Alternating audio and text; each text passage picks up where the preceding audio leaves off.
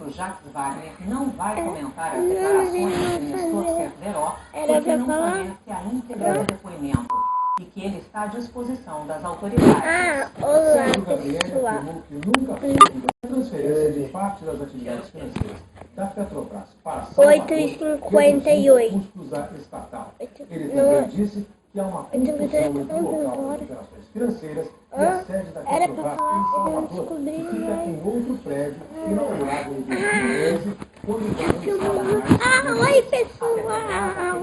Nos próximos meses, pretende transferir algumas atividades para o Mais edifício que devagar. pertence Tá a bom. Petros, desocupando outros imóveis que são alugados. Odebrecht afirmou que considera não haver sentido em se falar de suposta doação para a campanha de 2006, referente a uma obra iniciada em novembro de 2011. Odebrecht disse que repudia o que considera uma prática criminosa de vazamentos coletivos de delações. A defesa de Nestor Cerveró afirmou que não pode Tô comentar os gravando. assuntos relacionados à delação premiada, porque ela está sob sigilo. A OAS não vai se manifestar e nós não conseguimos contato com a Petros.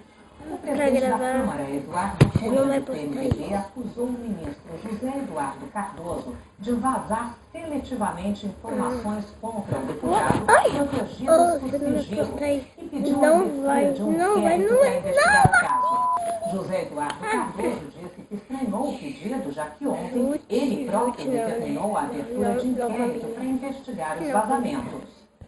Investigadores da Gente, Operação Lava foi Jato esse o descobriram nosso 300 vídeo super mensagens explosivo. trocadas entre o presidente da Erros Câmara, de Eduardo gravação. Cunha, do PMDB, Se e você o ex-presidente gostou da desse empresa OS, Léo Pinheiro.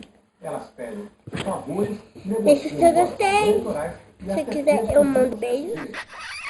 Nos celulares do empreiteiro Léo Pinheiro, ex-presidente da Eu construtora amo OAS, vocês, foram encontradas seguidores. 94 mensagens trocadas com o presidente da Câmara, Eduardo Então, Cunha, do gente. PMDB, entre 2012 e 2014. Tchau. As conversas foram publicadas pelo jornal O Globo.